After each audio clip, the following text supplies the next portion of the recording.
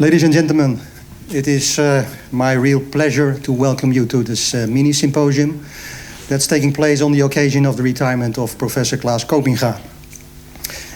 I'm really happy to see so many here today. We are still waiting for some 30 people.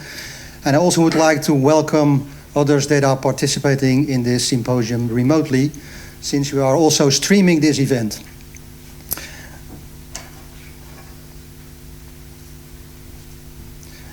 My name is Olaf Adon, and I'm representing the group Transport in Permeable Media.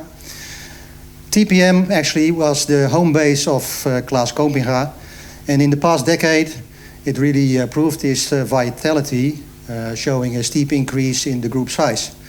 And nowadays our group is offering a dynamic habitat to some 15 PhD students and some 3 postdocs.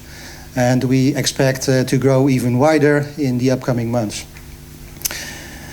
Unfortunately, not all are on the picture, but at least that gives you an impression.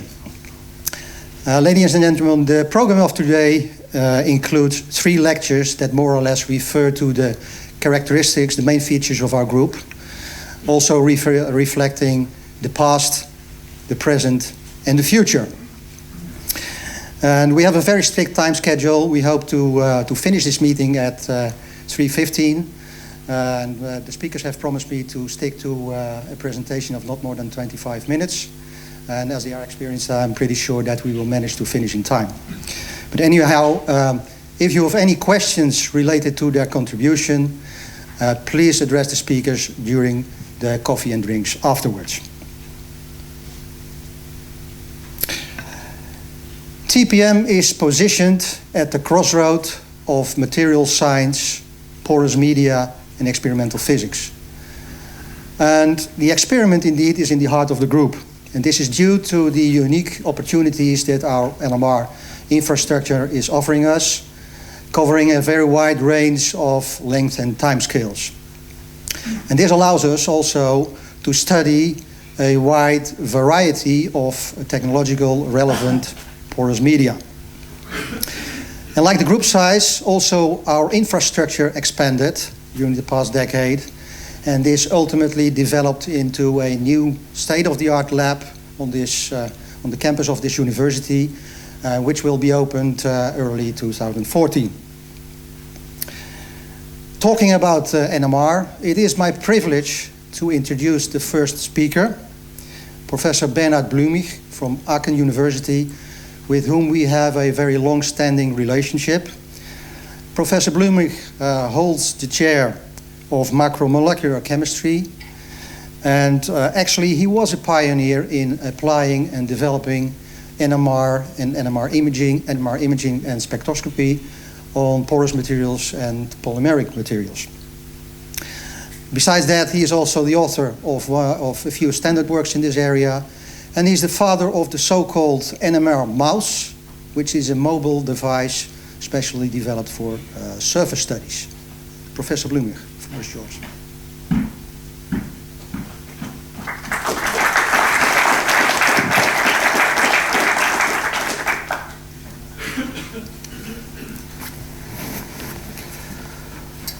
Hello. Klaas, this is a unique event. Certainly unique in the lifetime of a scientist.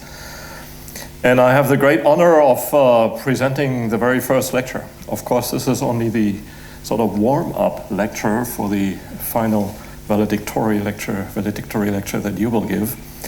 And so I will try to introduce in my lecture something to advance the slides is here. Okay. So I will try to introduce to NMR, but also to the type of work that you have done. Now, I have to summarize sort of, a lifetime's of achievement in 30 minutes, or actually 25, I learned. And even that to then just a few sentences. So I've written down NMR and porous media applied science. Now, that could only be the peak of a mountain. And that's all it is, that I want to address. And I want to talk about NMR relating to this type of, NMR. NMR itself is a much larger field, But to characterize what you've done, I've well, this challenges my intelligence here. So I have looked at Google Scholar, right, as a representative of the university. I look at the scholastic achievements, and I've looked at the top publications as Google Scholar sites. Probably that are the ones that you are most proud of. You know, you might be actually appreciate others much more, but this is how the scientific community appreciates what you've done. And it is moisture transport in porous building materials, ion transport and crystallization pressure inside porous media, the top three. And I put in green cultural heritage because that's another link to what we are doing. We also like cultural heritage, and I hope to show you in the future, in the upcoming minutes, a little bit about NMR and cultural heritage as well. So here's the outline of what I would like to talk about. I will give a little introduction to instrumentation and methods, and then talk about stray field NMR. This relates to the so-called NMR mouse.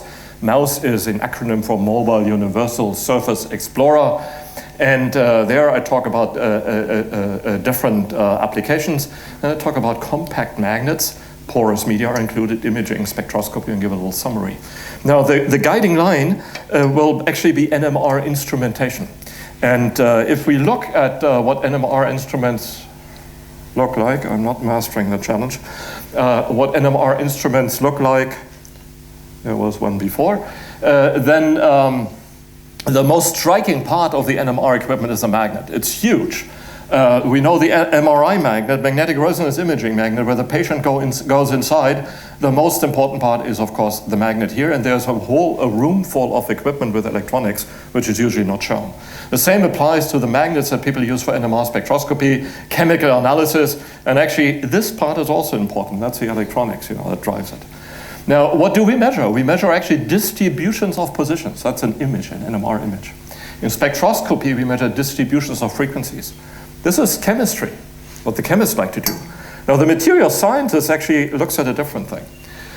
They take instruments that are sort of related and use technology similar to what people use in the well logging industry. Now, there's the whole NMR equipment with the magnet and all the electronics and a pipe, and that's lowered down a borehole, as you see here. And then people move, as they go down, they measure distributions of relaxation times. And those are then being interpreted in terms of producible fluid and porosity of the rock formation. Now, relaxation measurement as such are also a type of methods that are being used if you want to characterize materials. And so what I do in the next stage, I summarize these three types of instruments, the well logging tool for relaxation measurements, imaging, and spectroscopy for the chemists, and group them according to what they measure, relaxation, images, and spectra. And I assign here that each of them actually is associated with at least one Nobel Prize. So each of them is a huge field of research. And I have two other columns in here, and these are now instruments that sort of at least have been developed or built, some of them in our group. And this is the famous NMR mouse. That's a little magnet from Permanent Magnets here. It sits on a lift, and which can be moved up and down. And the reason for that is that the mouse itself has a sensitive slice on top, which floats on top, you can't see it, but as you shift the mouse up and down, the slice goes up and down. If you have an object on top and the slice is inside the object, you this way can measure the layer structure of the object. That's quite convenient because you also can carry that outside and measure the layer structure of, let's say, mortar layers in buildings, or measure moisture content at different depth. This is a single-sided tomograph, makes images like this device. And this is a single-sided spectrograph. It measures NMR spectra, chemical shift resource spectra, probably hard to see over here. But these are only laboratory devices. They never made it to anything that could be, let's say, produced commercially. While there's another column of instruments, and they are from what we call closed magnets. They are of the same type as this one, except not superconducting, but from permanent magnets. And you stick your sample or your object inside. So the magnet surrounds the object. And this is a core scanner. It measures relaxation times of drill cores for the oil industry.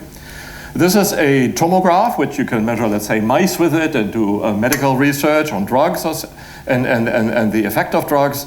And this is a desktop spectrometer which you can put in the chemistry lab, let's say under the fume hood, and measure NMR spectra while you do chemical synthesis. I'll show you a few applications of these. Now actually I have framed these devices because they have been commercialized. And they have been commercialized by people that are former members of our group. And they're not from Germany, they're from Argentina.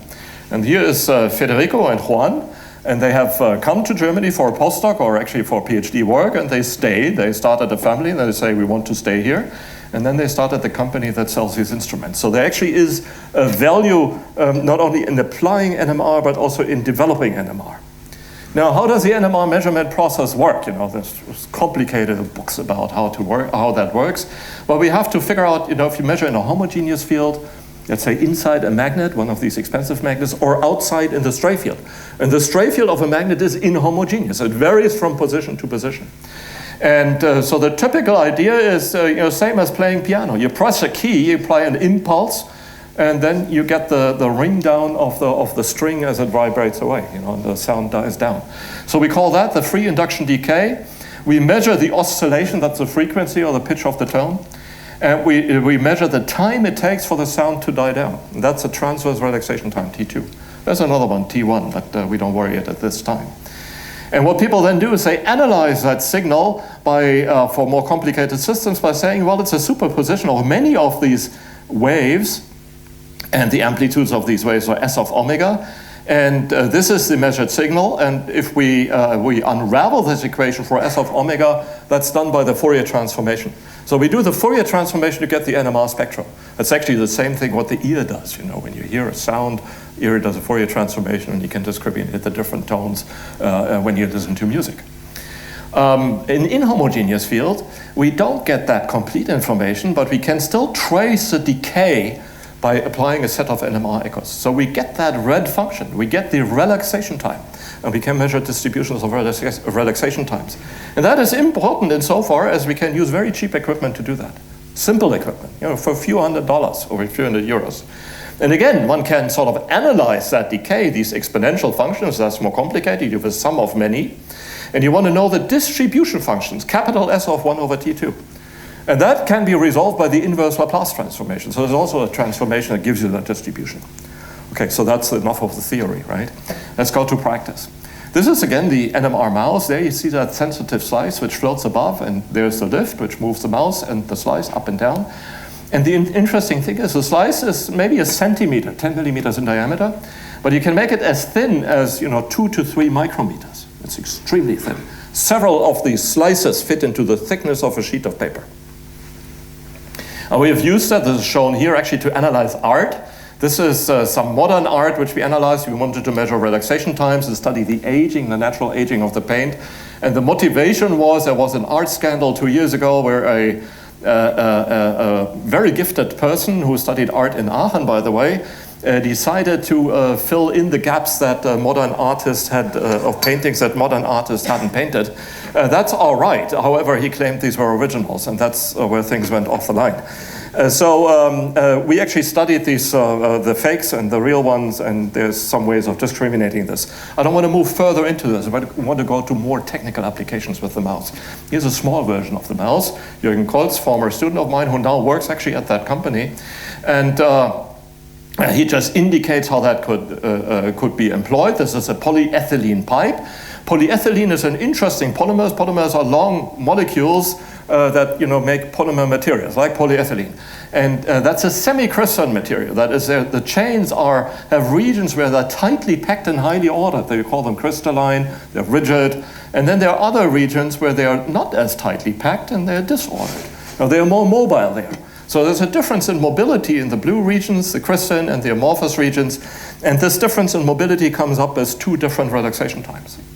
And these 2 different relaxation times can be measured, and one can determine the degree of crystallinity. That is, how many chain segments, how many of these spheres are, let's say, in the blue regions. That's the crystallinity.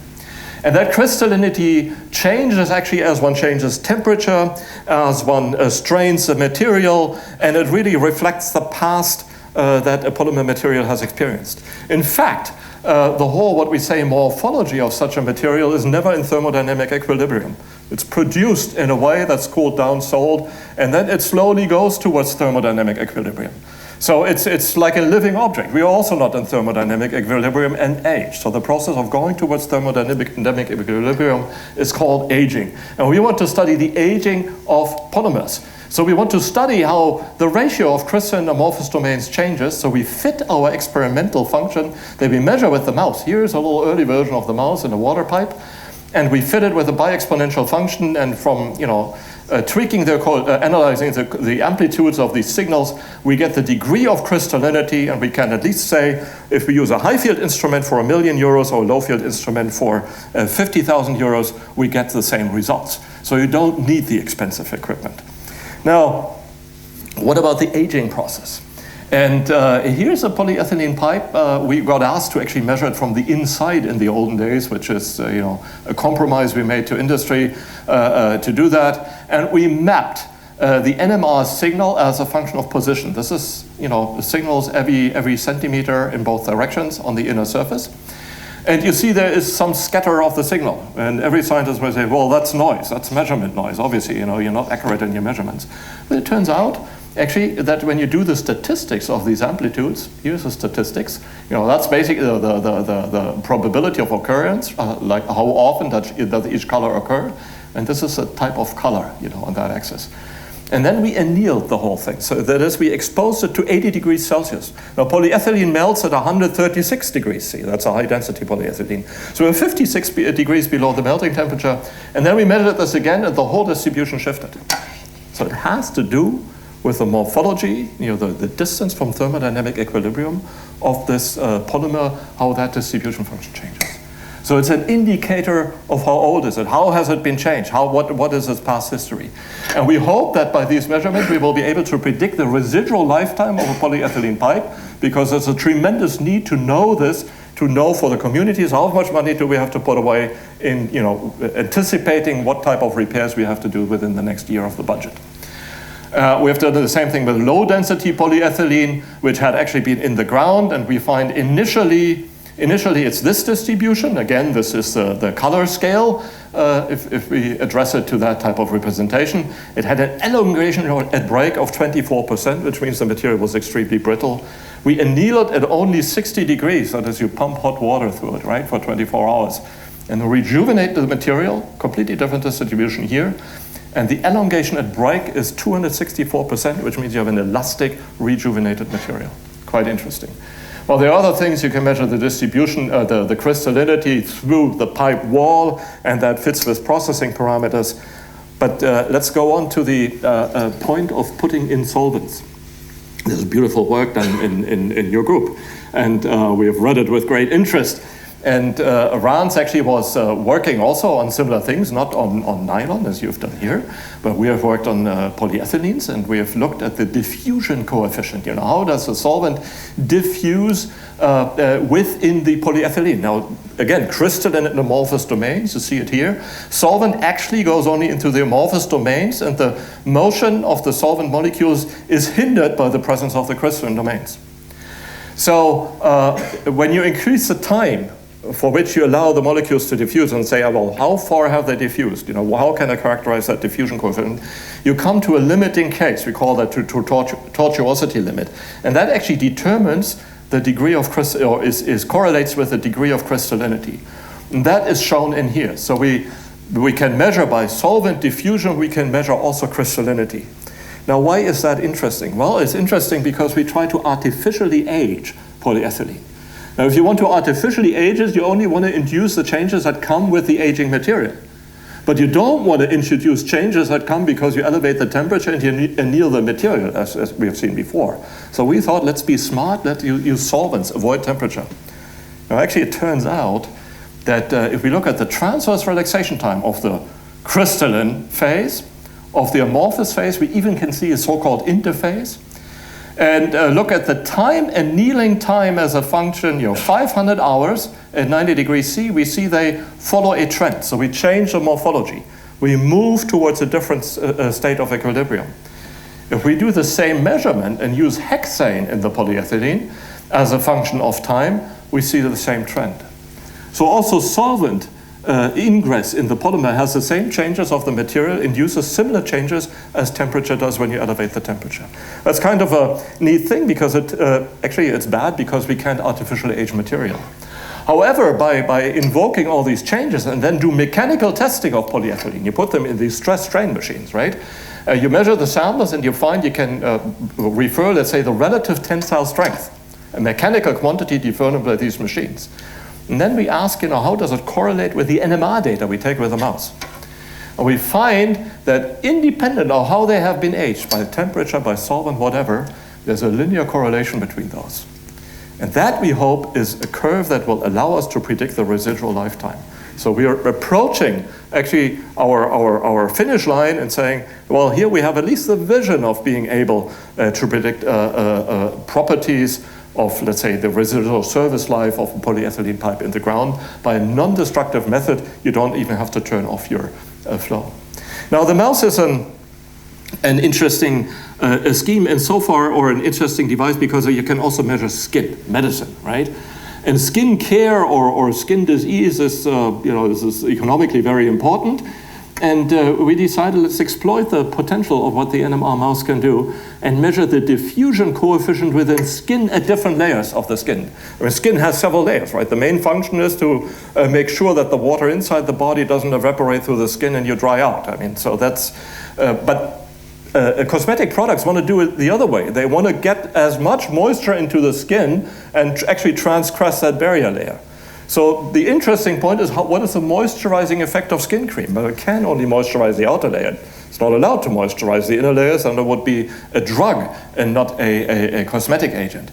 So here we see distributions of diffusion coefficients into the skin for the hand, and we see about 1 millimeter. And you see there's an interesting pattern, up to 3 different diffusion coefficients outside, and then we move up to 1 diffusion coefficient as we go further in.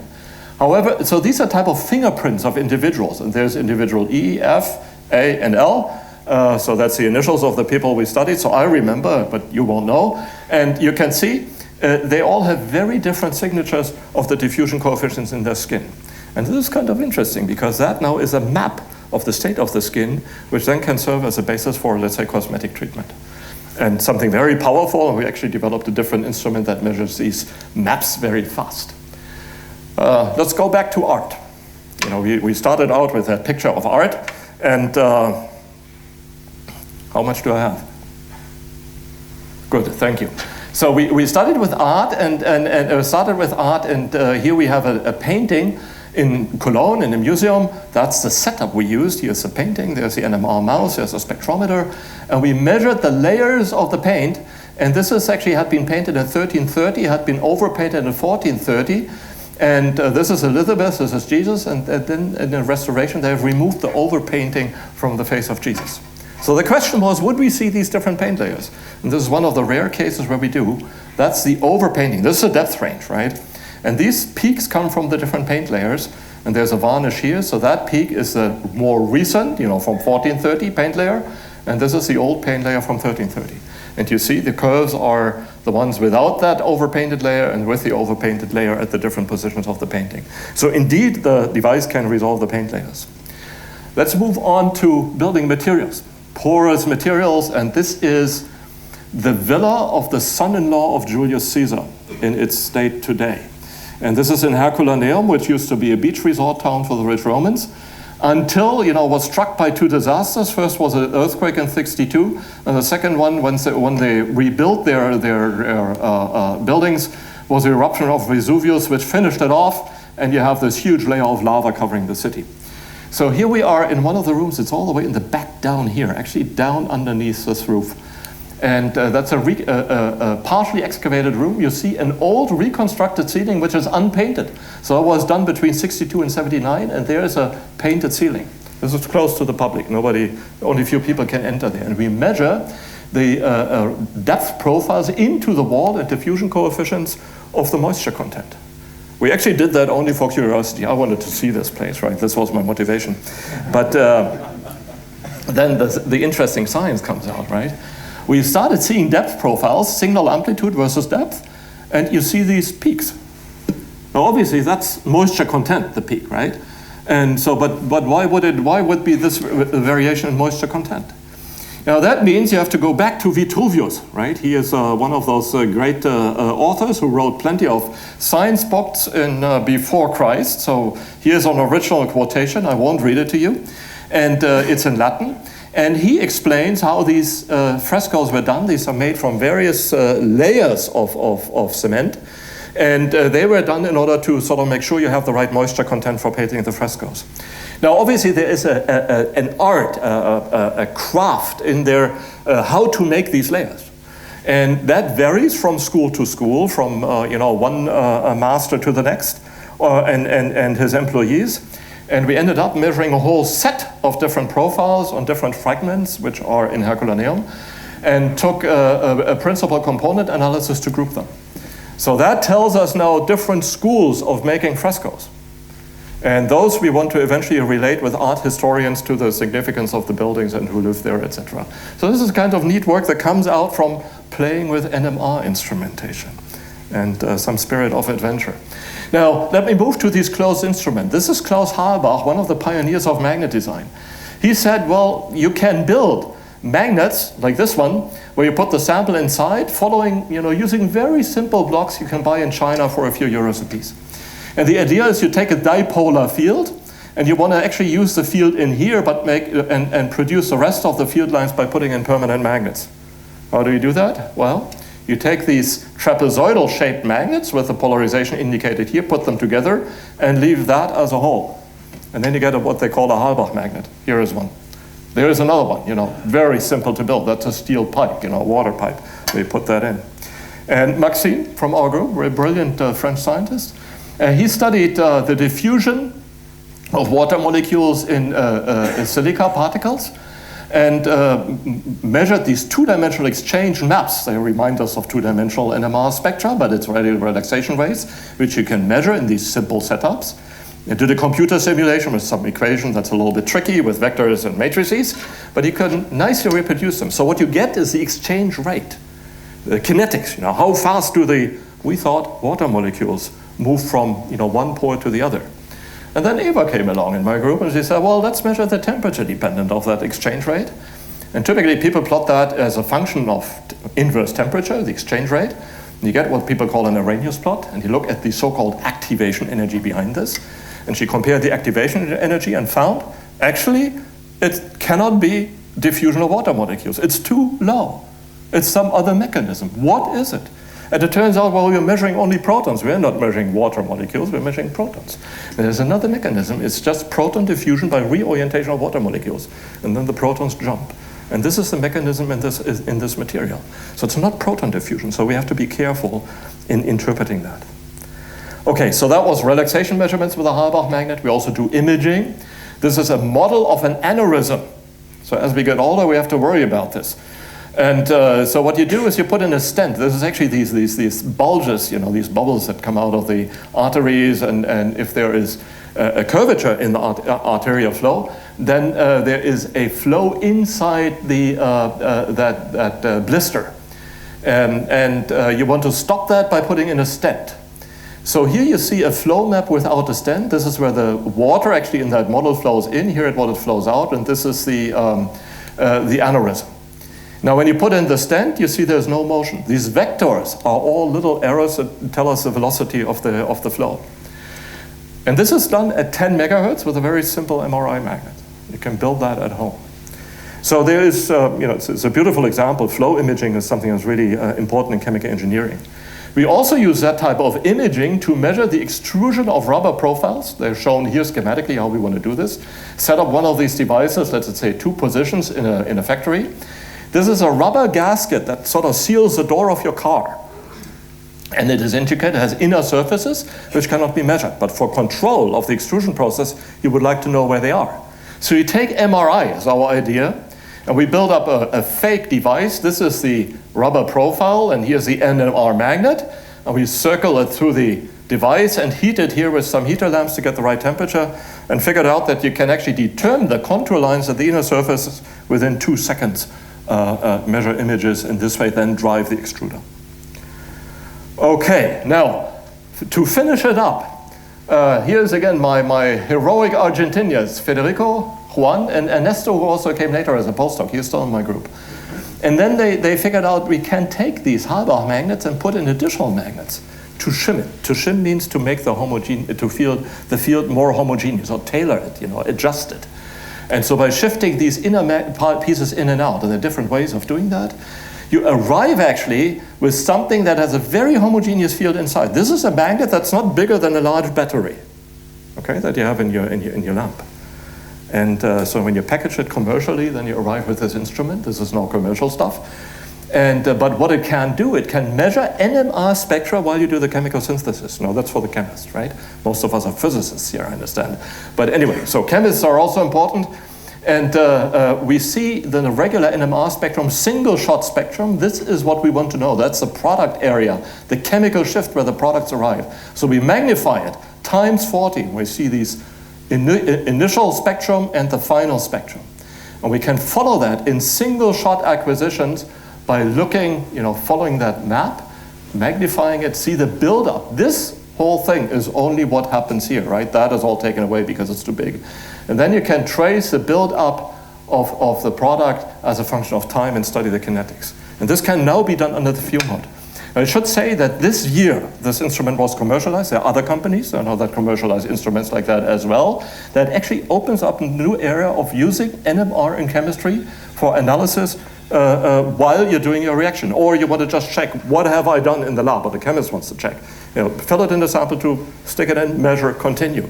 And the normal step was, you want to do the NMR checkup, put it in a sample tube, go to the NMR lab, stick it in the machine, and wait until the spectrum is done. You lose at least half a day to a day. And then you continue. Now you continue within 10 minutes or less. So that's a cool development. You can also measure, complicated spectra. That's urine. You see the, different constituents of urine in here. That's the low field spectrum. That's a high field spectrum for comparison.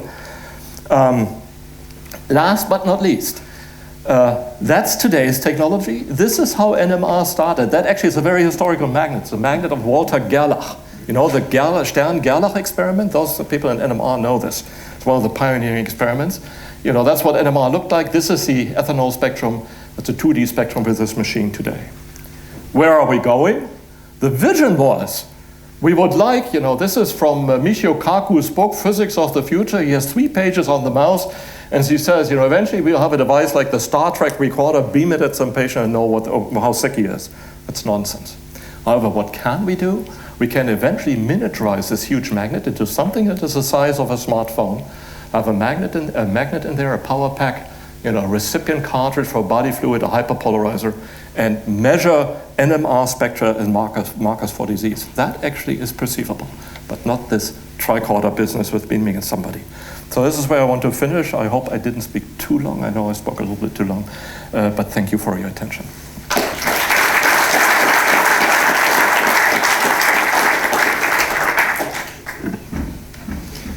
So, Professor Blümich, thank you very much for this impressive presentation within a challenging 25 minutes to show us the added value of a highly sophisticated technique and showing what it can bring to very ancient porous materials. Thank you very much.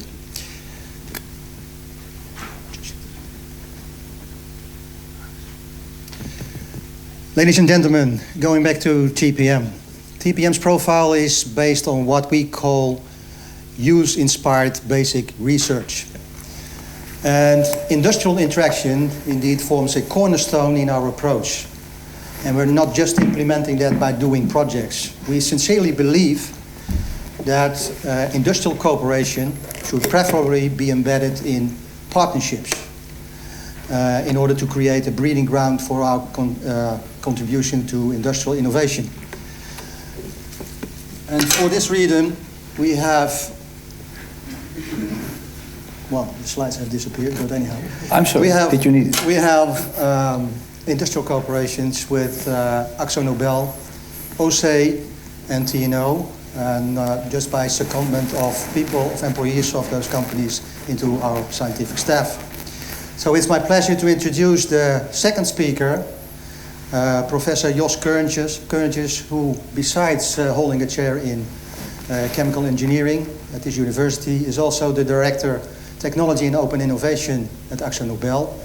And he will share his industrial as well as his personal view on the added value of industry, academia, cooperation. Professor Keurentjes, the floor is yours. Thank you very much. Dear Klaas, dear audience, it's great to be here this afternoon. When Olaf called me to if I would be willing to give this lecture here, I said yes, of course, because I've been doing things together with Klaas in the past, and oh, I didn't know. So that's one of the things that I would like to say a few words about also going down the line. In the previous talk, it was mentioned that MRI was something like applied science. I would like to reverse that and say MRI or academic industry corporations in general, they tend to be about applying science. So it's rather science applied than applied science. But you might argue about the wording here. What I would like to say here is that if you're sitting in the position of a big corporation or any corporation, you have, well, eventually you want to sell products. And what helps you is that there is a wealth of fundamental knowledge available in academia. And usually there is quite a bit of a gap between the two worlds. But if you can make the connection, you can explore that for problem solving. It can give you insights in your processes and in your products that really help you to make improvements. But sometimes it will also help you to develop completely new concepts. And in what follows, I will try to give examples of both of those. And what I would like to stress here, although I'm standing here with an AkzoNobel background, and a major part of my talk will be from the perspective of a big corporate. Part of my talk will also be from the perspective what this type of corporation can bring for small startup companies. And essentially, it's all about getting the wheels to turn to make eventually better products, better processes, and all that. Well, what I would like to talk about is a number of projects that have been going on and that are going on currently with a group of Klaas. I will be talking about water in AkzoNobel coating systems. AkzoNobel, a company basically in paint and coating systems, and on the other hand in chemicals. Some of you might know one side of the story, some do the other. But I will talk about the importance of water in various coating systems. I will also talk about the other side of the story, being large-scale production of chemicals, chlorine in this case, and how ion transport in electrodialysis membranes plays an important role in improving there. And finally, I would like to talk about how can you drive controlled drug release from an implant using magnetism. And that was something that we did in the past between my group at the Faculty of Chemical Engineering, Dolphus Medical, and Klaas's group. We shared a PhD student in that. So this is more or less the let's say the booklet for what's coming in the next 15-20 minutes. If we are talking coating systems, the first is what we call car refinishes. AkzoNobel used to produce car paints in the past, but we have abandoned that. We have. Am I back in the air again? Yeah. Yeah. Essentially, we abandoned the original coatings, but what we do is providing car refinishes. So you hit something else with your car and you have to repair it. So this is about car repair finishes. What you can see here is that we have a substrate, which essentially is a metal. Then we have a primer layer, we have a filler, and then you get a couple of layers, the base coat providing the color, a clear coat to protect it, and effectively that is where we focus on when it comes on the effects of moisture and water that comes in from the environment. What can go wrong? Well, I think I can summarize it easily by saying you don't want to look your car like this, I guess. So blistering is one of the things that may happen. Corrosion effects. In the end, all cars rust. And in the past, we had cars that already rusted in the showroom. But that has improved over the years. All kind of things like hydrothermal stress, delamination effects. The hardness decreases. Weathering in general is an issue. Simply because it deteriorates the looks of your car.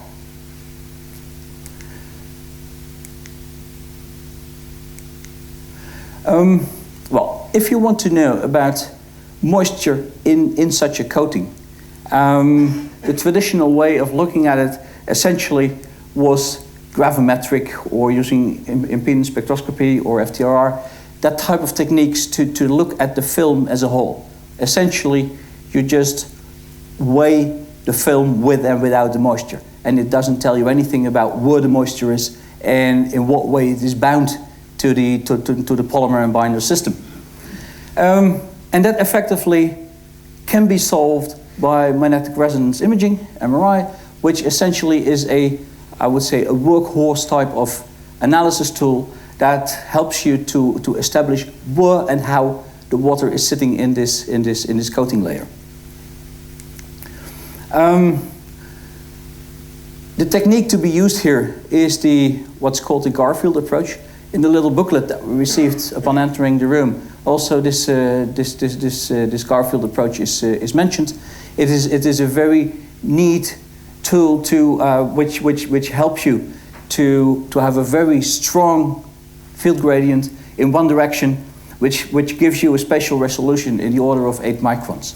And that's exactly what you need to get a number of slices even within a very thin coatings film. And with that, you can establish the amount and let's say the state of the water that's in such a film. But I would say this 8 micron resolution is a very important one. And I think working a bit on the technology, that resolution will definitely decrease even to lower values. Essentially, what did we learn here? Well, if we have hydrophobic polymers, we see hardly any water-water interaction, and the water is just in there freely. Absorption is taking place roughly through Henry's law. But if we have more hydrophilic polymers, it depends very much on how hydrophilic. If it is somewhere intermediate, you might say the interaction between the water and the polymer is not very high and it likes to stick together. So you get clustering of the water, and that's essentially an effect you wouldn't like to see in general. But things get better if you have very hydrophilic polymers. Then the water tends to bind well distributed throughout the system, and that helps you to manage the system much better than when it is in a clustered form. This is all work that's ongoing, so I'm not really telling you final results or things. It's just to show you a little bit what are the kind of things that we are working on. And essentially, it's using a relatively fancy technology to measure these effects in a product range, which is, I would say, old as hell. It's something that we have been painting for thousands of years. So from that perspective, it's still very much craftsmanship, but now we try to put some science into this craftsmanship. The next step here is wood care. Painting wood is typically something that I guess most of you have done on a regular basis. Some like it, most of you hate it. It's always messy business. And for that reason, durability is one of the major aspects to focus on. Because if you have to repaint the system once in 5 or 6 years, it's way better than repainting it every 2 years.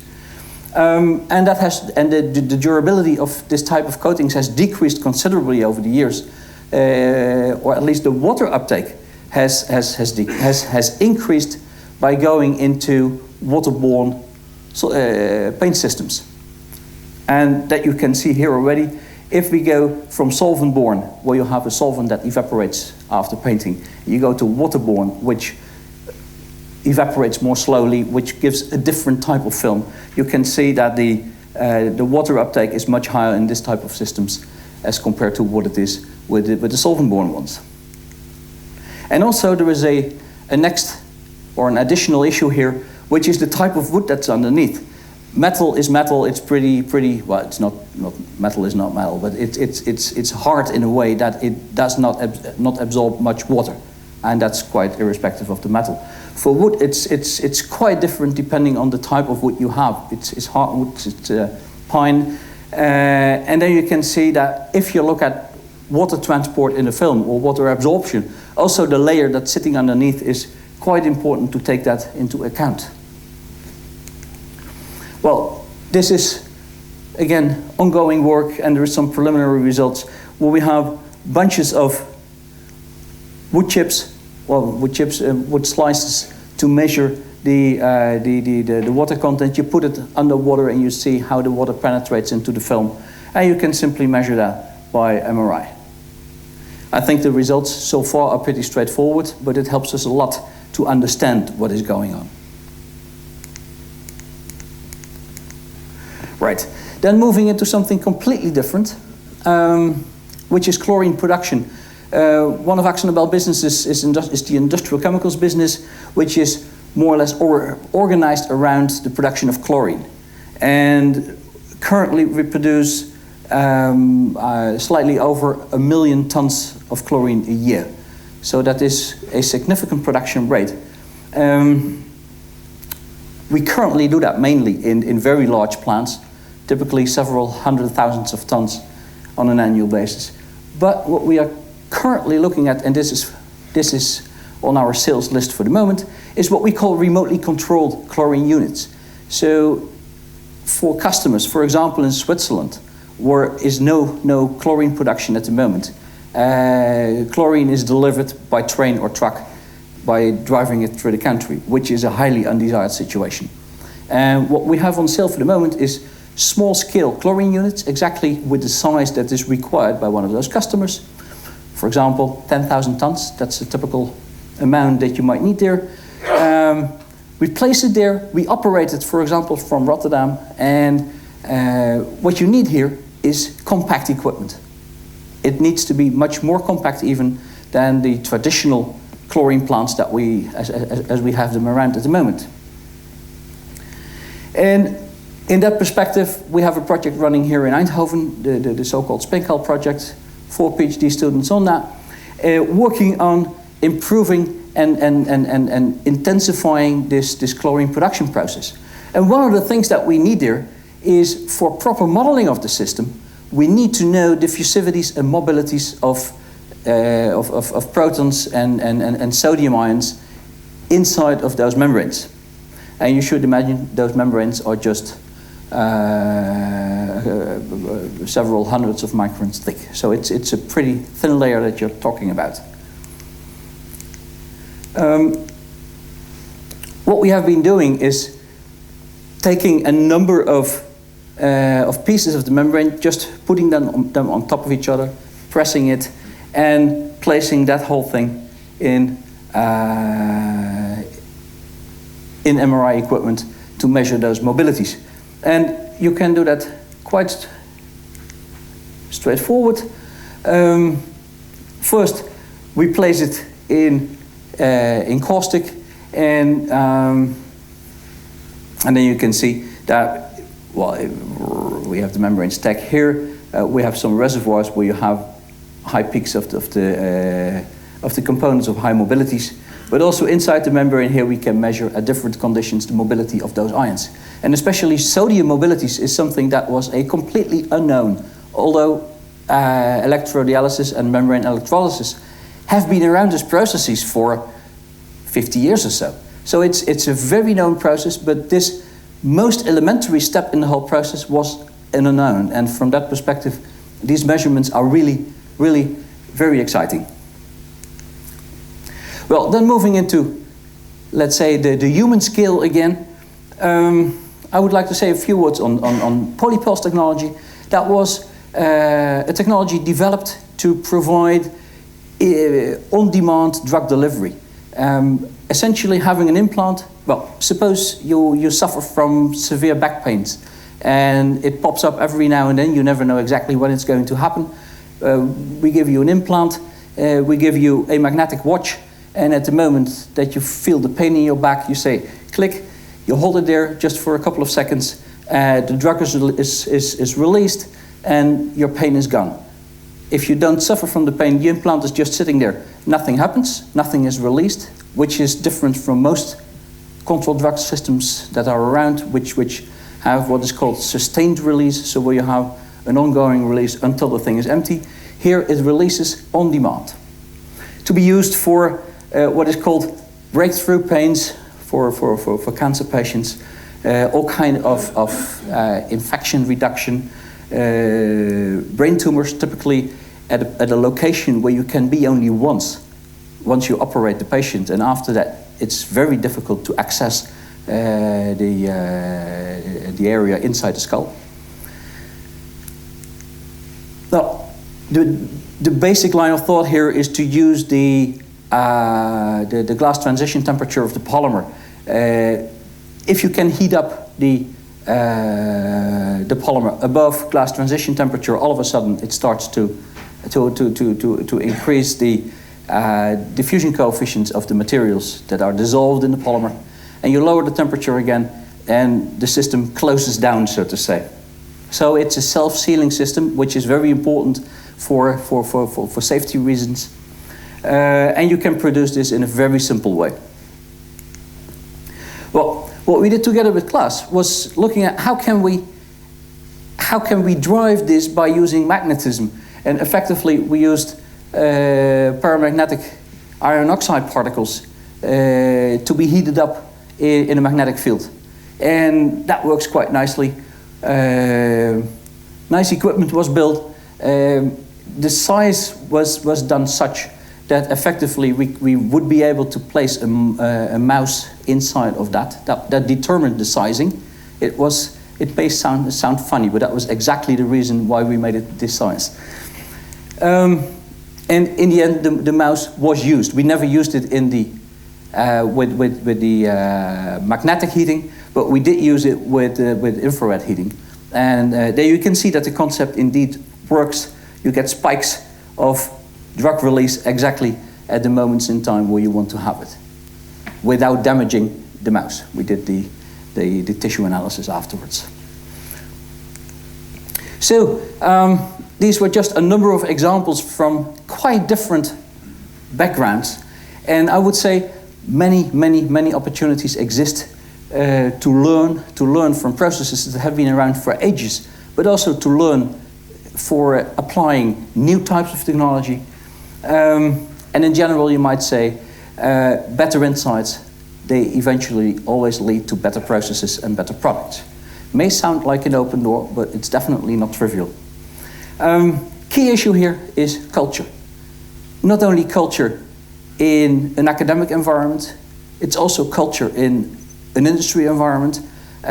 What you need is what I would say special people that have the openness of mind to cross the border between the two and to bridge the gap in seeing opportunities and not discarding fundamental things to be too fundamental and not connected to the application, or saying, well, let me just do the fundamental thing and I don't care about the application. So I think bridging those two worlds is of eminent importance to bring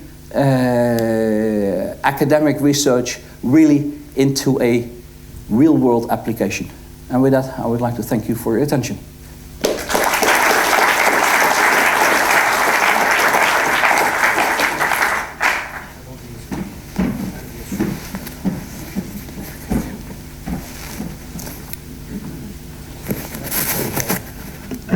First, have to take care of some technical issues.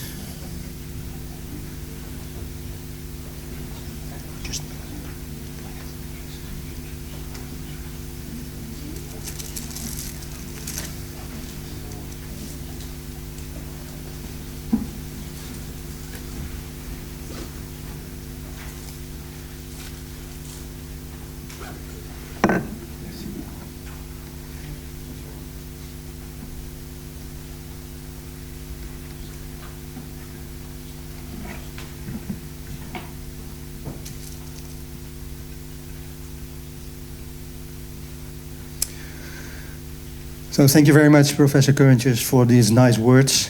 I think they're also reflecting on the fruitful interaction that we already have for a long period of time. Ladies and gentlemen, when you entered this room, next to the small booklet that you received introducing the TPM's profile, you also received a little gadget. And I'm pretty sure that most of you already have found out what it is. Actually, it's instant energy. And you should not drink it, as one of the speakers was suggesting in a personal talk. This gadget is releasing heat upon clicking the metal that's in it. And the funny thing is that this is also reversible. You can store heat in it again. And this little gadget symbolizes the future direction of our group, moving into energy. This is all about storing heat in high energy density materials. It's about transport phenomena. It's about phase transitions. And we think that we are very well equipped to underpin a leap in understanding of these kind of phenomena. And we're not going to do that alone. This will be an interaction, a joint effort of several departmental groups of this university, fully embedded in the strategic area of Eindhoven University of Technology, focusing on energy. Therefore, it's my pleasure to introduce the third speaker, Professor Werner Hofer, who holds a chair in chemical physics at Liverpool University, and who is also the director of the Stephenson Institute for Renewable Energies. And actually, the Stephenson Institute for Renewable Energies is a very inspiring example of a joint effort of industry and academia, bringing different disciplines together and focusing on materials for energy. Professor Hofer, we are very curious to know more about that. The floor is yours. Thank you, Olaf. Thank you for the invitation, and I'm extremely pleased to be here today. So I have to tell you that I'm also very pleased that Olaf is one of the external advisors of the Stephenson Institute. Together, the second one is a director of Arup, and the third one is an ex-CEO of United Utilities, which is a major utility company in the UK. So the spot is here? No, there isn't any. Pointer? Where do I have a pointer? Can I use that as a pointer? Pointer? No. You want to move forward? Or no, I want a pointer. Ah, you have a pointer. Okay, good. So I think I'm here to tell you a story, I guess. Oops, the other way around. Yep, here we go. So the story starts about... yes. The story starts about 3 years ago when I got a phone call from our Dean of Science and Engineering. I was in Canada at that point. And he said, would you be interested to build up an energy institute? And I said, what? And he said, well, we have about £4 million in the faculty. We decided to invest in an institute for energy because we have a very strong presence in materials in the faculty. So we thought that would sort of be an ideal complement. And we want you to build it as a bridge between physics and chemistry and as applied as possible. So basically what I did, I started off with an administrator, a very clever lady called Charlotte. And it very quickly became clear to us that it wouldn't work simply with the 12 academic positions the university had given us. We needed something more. So we went back to university, we made a business plan, and we said, well, we need a building as well. And I'm very pleased to say that 3 weeks ago we got our building. It's opened up now. And I think if I manage, see, I'm showing you here some of the pictures. So this is our logo, which I'm not allowed to call a logo. It's called a design element in corporate speak.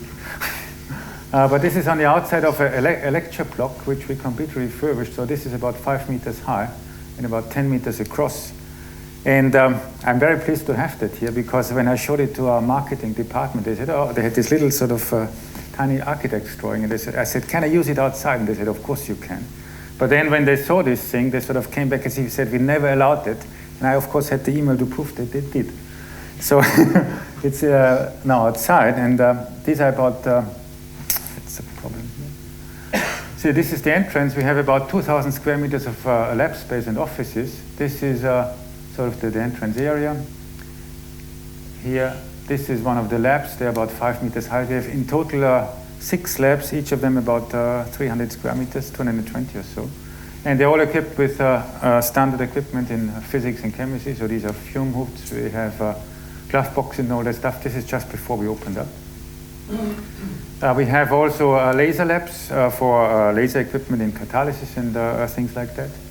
And we have in total at the moment 60 people. So the whole thing is, the whole capacity is probably about 100 to 120. About 50 students, about 20 or so postdocs, and about 15 academics. That's probably what we can take there. These are the stacks outside. And this is a tower, which is at the very end of it. It's called the Chadwick Tower. And actually, so when we got this space, we sort of said to the university, now that you've done this, you have to do this one as well. So they're now starting to refurbish this tower as well. And we get our other research institutes in there. So it's going to be in the middle of the campus. It's the best location on campus. And it's going to be all about research institutes. So this, our institute, the Stevens Institute, actually is sort of the, you could call it the blueprint of what the university wants to do in future. And there's quite a lot going on as well. So now, it is actually not easy if you think about energy to think what sort of energy research you actually want to do. Now, initially we thought we sort of hired 2 big shot academics and let them do the stuff. But of course, it didn't work out that way. And I myself, I'm a theoretical physicist. I have half a chair in physics and half in chemistry. And so I had really to learn what is really important about energy within a very short time scale. And I think we actually did a very good job. What we did is we grouped 14 academics around some key areas. The first key area, that's Candy Rose's area, is photovoltaics. The second key area we have is Lawrence Hardwick's area, that's batteries. Then we have a third area which has to do with catalysis and photocatalysis. So Tone is working in this, Alex is working on this. To some extent, Alexei is working on this, and Gilberto is working on this. And the fourth area is nanofabrication, because essentially, if you look at it, all of these areas need nanofabrication as underpinning technology. So Dimitri is working on that, Vin is working on that in characterization. Then we have Frank who's working on it, Tim is working on it, and to some extent, also Frederick, who does NMR experiments on these structures, and Jonathan. So basically, we have a mix of senior academics, so Ken, for example, Ken and Dimitri, and rather young ones. So those guys, they are also within probably about 5 to 6 years from their PhD, or maximum 10 years. And what we try to do is to create an environment where they work together. So we have essentially every year, and that's when I come to Olaf, I say, okay, we have 3 or 4 PhD projects which we can sort of fund. Which ones do you think are actually future-proof? So then Olaf and the other advisors, they give me recommendations. I go with that to my management board, and then we say, okay, we fund this and this project, and they are all projects which connect these academics. Okay, so that is vital. You have to have one space, you have to have a good mixture of young and seasoned academics, and you have to have a way to combine it all and to bring it all together. Okay, so this is how we do it. Let me now introduce where we are at the moment. It really had taken off, so we are probably the most well-funded institute in the whole university, and this is all acquired within the last 3 years, so it is really an enormously successful environment. We have regional development funding, we have a biorefinery, 22 million. We have European community funding, about 4 million. We have English Research Council, about 5 million. And we have even some stake in the Department of Energy in the US with 2.2 million. So those are all sort of the values of the projects themselves. Now with that sort of, you can start building a presence across campus, and what we do at the moment is we try to branch out in engineering, into electrical engineering, and also into geography and environmental sciences. And my task, which is sort of signed off by the faculty within the next 3 years time frame, is to create all these links and potentially to create about 10 to 20 new positions in all the other schools of the faculty. Okay, so let me introduce the key players. Candy Rose is the technical director of one of the supergen hubs. So in the UK, Renewable Energies is organized in supergens. So basically, they are hubs with usually 5 to 10 university departments and PIs working together. And he's the technical director on thin film photovoltaics. He's been involved in that for the last 20 years or so. He specialized in the last 10 years on cadmium telluride because they have some advantages, which I'll show you in a second. And he has methods which actually emulate industrial production. So what he does is he creates whole cells.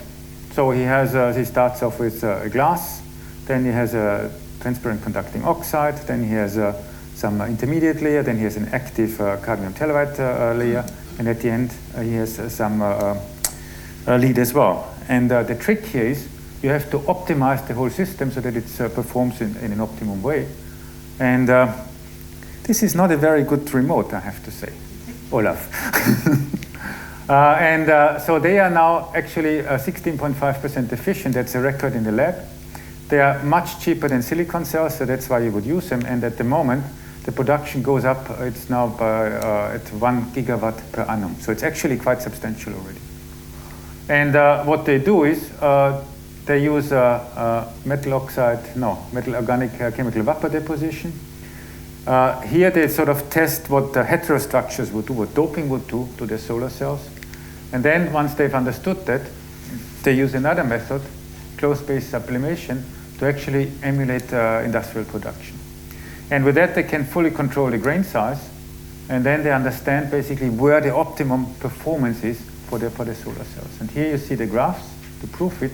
Basically, you can see that the grain diameter is the key variable which sort of makes these solar cells perform in an optimum way. The second group is led by Dimitri Shukin. We hired him from Max Planck Institute in Golm in Germany, and I think he has actually some connection with AkzoNobel as far as I know. He's into self-healing coatings. He has an EU project on that. And his key expertise is in fabrication of nano containers, and he wants to use that. Those are essentially polymer containers. He wants to use that to encapsulate heat storage materials and then basically create matrices which can release and take up an energy when he needs it and when he doesn't need it. Third group is Wim Danak's group. They use all sorts of surface science characterization methods. So basically they test interfaces, surfaces. They test the crystal ordering and all these things to optimize performance, again, of interfaces. Alex Cohen's group does photocatalysis. So basically here, the aim is, we know that natural cells, for example, I don't know, chlorophyll or whatever, or plants, they perform catalytic processes very efficiently. Now they are very slow, but they do it very efficiently. So the question is, can we do it with materials which we create in the lab in the same efficient way, but much faster? That's the goal. And if we can do that, then of course we can potentially split water with natural light, and that's sort of the holy grail of the whole thing. We can't do it at the moment because we can't really fiddle, or we can't really engineer our band gaps in an optimum way so far. Frank Jäckel, he looks at the same problem, but he looks at it with nanofabrication methods. He's essentially a surface scientist. He comes from Munich. And his hybrid nanomaterials try to sort of dock these different active sites onto some substrate matrix, put it on the surface, and then see what's going on. Then we have Tim Weil. He focuses on semiconductor materials. One of his pet projects at the moment is photovoltaics, but not with visible light, but with infrared light. So basically what you can do is you have a heating device, a boiler or whatever, and it gives off infrared light. You can use that to create electricity, and then you have something like a combined heating and power plant. This is one of our largest groups, Lawrence Hardwick. We hired him from St. Andrews, from Peter Bruce's group, if anybody of you knows this name. And he runs a European network on batteries performance. He runs a British network on graphenes as electrode materials. And I think, so his group has gone up from, I think we gave him 1 PhD and 1 postdoc at the beginning, and now I think he has about 15. This is 2 years later, so it's extremely fast growing. Then Yuri Proskoyakov, he works on electrical characterization of photovoltaic materials. So basically he's a supporting act to Candy Rose's operation. Frédéric Blanc, he's our NMR specialist. So there's actually some overlap which I see. We could develop that in the future. And he's also interested in all sorts of materials. We could probably get him into transport, especially in batteries, if there's an interest here to collaborate on that. This is the second massive group we have. He's actually in catalysis, Tony Lopez Sanchez.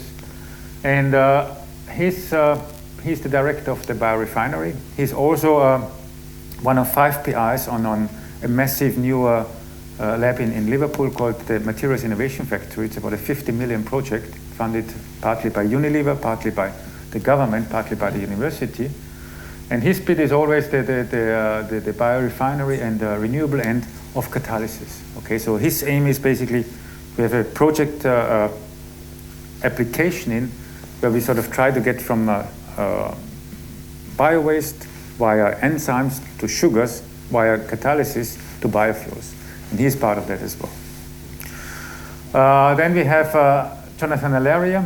He's in single crystal and magnetotransport properties. So this is not transport as you describe it here. This is sort of more like electron transport. And we have one modeling group. So I'm myself a theorist, but I insisted that I don't want an institute with too many theorists. 1 is enough for 10, I think. And so he does basically catalysis, but he does it with interesting materials. So this one is metal oxide nanotubes. And they're interesting because carbon nanotubes, for example, you can make them, but they're very dirty. Those ones are actually very clean. You can make them in solution. Plus, they have a natural sort of polarity. The outside and the inside are different. So basically, if you excite an electron from the inside, it goes to the outside. It can't go back. So you can potentially create catalytic systems with these nanotubes, which are much better than what we have at the moment. And finally, Alexei, he does long-term energy storage, and he does it with chemistry methods. So short-term is batteries, right? We know that. I know you can buy today, you can buy a 4 kilowatt-hour battery, which sort of basically is enough for a household for about 4,000 euros. But if you want to do it over, say, 1 year, then this is, of course, nonsense, because you need to get it in summer, and then you need to use it in winter. So then you have to use different methods. In this case, if you use hydrocarbons, if you store hydrogen in a molecular matrix and then release it under certain conditions, then you can actually do it over a whole year. And this is where we are at the moment with building our university network. We have people in electrical engineering who work on sensors and smart grids. They work with us. We have a BAE center in the making on energy reduction and buildings. We have in biology an activity in photosynthesis and biofuels, and we are trying to create a synthetic biology center together with the Stephenson Institute.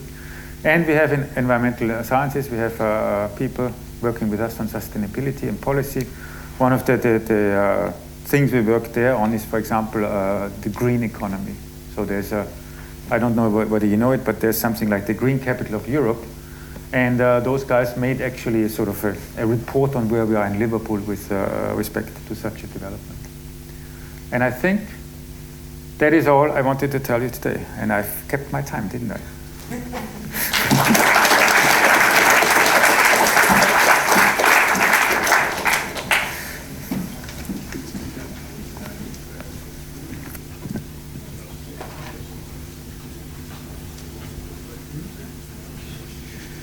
Thank you very much, Professor Hofer. Just looking to the overview that you introduced on your slides, I think that there are many opportunities for building bridges between Eindhoven University and Liverpool University. So, ladies and gentlemen, this brings me to the end of this symposium. I think I have been pushing the speakers somewhat too much because we are even ahead of time schedule. But I still have a few practical things to do. First of all, I would like to thank the speakers for their contributions to this symposium. I really enjoyed it, and I'm sure that you also did that. And I would like to thank the speakers with a small present that's related to the city of Eindhoven, Eindhoven City of Light.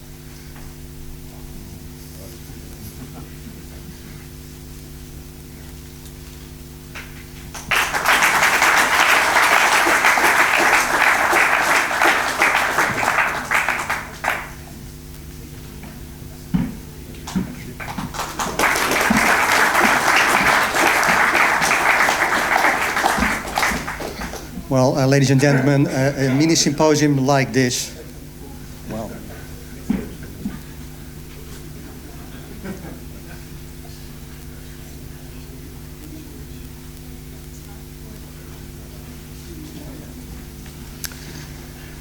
ladies and gentlemen, a mini symposium like this could never happen without the help of many others, and I would like to thank them all, but I just want to mention one in particular for indispensable help in many practical issues, in organizing things and so on. Helmi van Lieshout, where are you?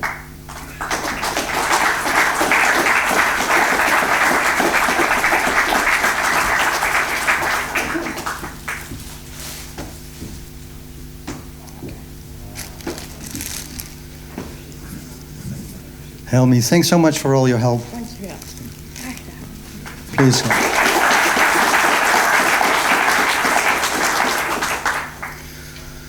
So, ladies and gentlemen, as Professor Blümich mentioned, this was only the warming up party for the big event later on this afternoon. I hope that you are fully energized now for the valedictory lecture taking place at 4 o'clock. For those who do not know where to go, the valedictory lecture will take place in the auditorium, the Blauwe Zaal. And you can easily find that just by moving out of this building and going to the right, and then you see the building where the event will take place. Thank you so much for attending this symposium. See you soon.